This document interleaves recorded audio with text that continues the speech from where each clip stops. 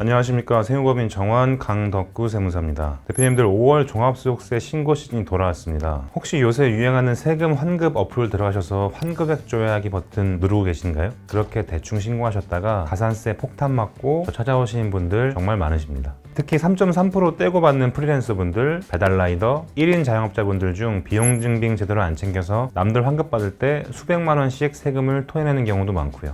오늘은 대표님들이 이번 2025년 귀속 종합소득세에서 숨겨진 돈을 찾아드리는 합법적인 비용 처리 꿀팁, 감면 혜택, 그리고 변경된 개정사항까지 정리해드리겠습니다. 5월 초가 되면 국세청에서 카톡이나 우편물로 종합소득세 안내문이 날아오죠. 거기서 대표님이 제일 먼저 확인하셔야 될 사항은 단순경비율인지 기준경비율인지를 체크하셔야 됩니다. 만약 단순경비율이라고 적혀 있다면 굳이 주변 세무서 찾아서 종합소득세 신고 대리 맡기지 않으셔도 됩니다. 홈택스에 로그인하셔서 종합소득세 신고 메뉴에 모두 채움 신고라는 메뉴가 있는데 거기서 아주 간단히 신고하실 수 있습니다. 세금은 매출에서 비용을 뺀 순이익에 대해서 매겨지는데요. 단순경비율이라는 건 국세청에서 대표님 사업은 영세하니까 굳이 쓴 돈에 대해서 증빙을 제출하지 않더라도 매출의 60에서 90%를 비용으로 인정해서 세금 신고하게 해줄게 하는 겁니다. 단순 경비율은 간단하면서도 인정해주는 경비율이 굉장히 높습니다. 그래서 간단하게 신고하실 수가 있어요.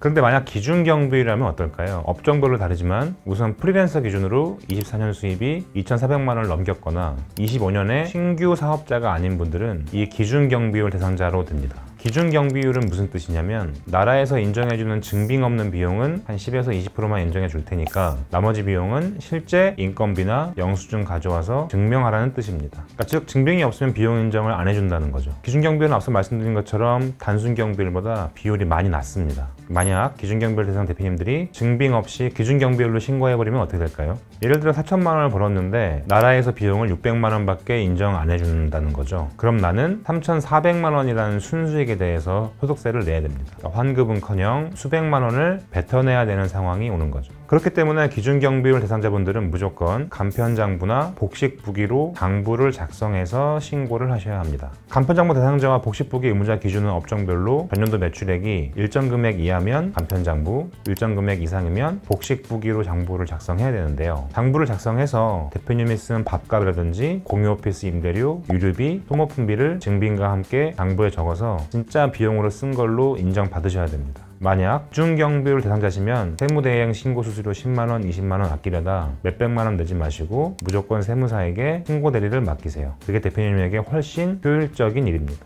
그리고 만약 내가 간편장부 대상자인데 세무사를 통해서 간편장부가 아니라 복식부기로 장부를 작성해서 신고하잖아요. 기장세액공제라고 해서 환출세액의 20%, 최대 100만 원까지 세금에서 깎아줍니다. 작지 않은 금액이죠. 그러니까 세무사 수수료 내고도 돈이 남는 방법이니까 꼭 활용하시면 좋을 것 같습니다. 자, 그럼 어떤 항목을 비용 처리할 수 있는지 알아봐야겠죠. 세무사님, 저는 노트북 하나 들고 일하는 프리랜서인데 비용 처리할 게 어딨어요? 이런 말씀 많이 하십니다. 하지만 찾아보면 대표님에게 인정될 수 있는 비용이 꽤 많습니다. 우선 경조금이 있습니다. 거래처 직원 결혼식, 프리랜서 동료 부모님 장례식 가실 때 축의금, 조의금 내시죠. 청첩장이나 부의금, 문자 캡처가 건당 20만 원까지 접대비로 비용 처리가 가능합니다. 1년에 10건만 챙겨도 200만 원의 비용이 생기고 세금 수십만 원이 줄어듭니다. 두 번째, 프리랜서나 스마트 스토어 하시는 분들 중에 자택을 사업장으로 쓰시는 분들 많은데 집에서 쓰시는 전기요금, 인터넷 요금, 핸드폰 요금 등 관리비 일부를 사업용 비율만큼 쪼개서 경비를 올릴 수 있습니다. 나 집에서 일한다는 걸 정리해서 이런 생활비의 일부를 경비로 넣으시면 됩니다. 세 번째, 홈택스 사업용 신용카드 등록은 꼭 하세요. 이거 의외로 안 하시는 분들 너무 많은데 개인 명의로 쓰는 신용카드를 국세청 홈택스에 접속해서 사업용 신용카드로 등록해두세요. 커피숍 미팅, 다이소에서 산 사무용품, 주유비 결제 내역이 홈택스에 자동으로 집계됩니다. 나중에 5월 종합소득세 신고 때 대표님의 홈택스 아이디랑 비번만 알려주시면 해당 카드 사용 내역이 세무사가 조회할 수 있게 되고 그중 비용 처리가 가는 항목들을 누락 없이 넣을 수 있습니다. 만약 등록 안 해두면 영수증을 일일이 찾으셔야 되는 번거로움이 있으시겠죠. 그리고 종소세 신고 때 넣을 수 있는 공제나 감면사항을 잘 챙겨야 됩니다. 소기업 소상공인 대표님 대상으로 나라에서 운영하는 노랑우산 공제라는 제도가 있습니다. 납입하신 금액에 대해서 공제해 주는데 이게 25년부터 한도가 올랐습니다. 소득금액 4천만 원 이하 구간은 기존 500만 원에서 600만 원, 1억 원 이하 구간은 300만 원에서 400만 원으로 100만 원씩 한도가 늘어났으니까 혹시 지금까지 납입하셨던 대표님들이라면 조금 더 활용해 보시면 좋을 것 같습니다. 혼인신고 세액공제가 있는데요. 이 4년부터 26년 사이에 혼인신고를 하셨다면 평생 한 번 부부 합산 100만 원, 각각 50만 원을 세금에서 빼줍니다. 25년 중에 결혼하신 대표님들이 있다면 혼인관계 증명서를 세무사에 꼭 전달하셔서 세액공제 혜택 놓치지 않으시길 바라고요. 여기에 더해서 자녀 세액공제 혜택도 자녀 1인당 10만 원씩 올랐고 조손가정 조부모님도 혜택 받을 수 있으니까 가족 관련 공제에 놓치지 말고 챙기시길 바랍니다. 다음은 부양가족공제입니다. 가족공제 항목 중에 가장 잘 챙기셔야 될 항목인데 만 60세 이상 부모 또는 만 20세 이하 자녀, 주민등록등본상 동거, 종합소득금액 100만 원 이하인 분들은 인당 150만 원씩 가족공제로 소득공제를 받을 수 있습니다. 이 혜택이 꽤 크거든요. 기준 살피셔서 챙기시길 바라겠습니다. 네, 마지막으로 신규 창업하신 경우에 업종과 대표자의 청년 여부, 사업장 지역에 따라 최소 50에서 100%까지 5년간 감면이 가능하니까 이 부분도 세무사에게 잘 검토받으셔서 꼭 혜택 받으시길 바라겠습니다.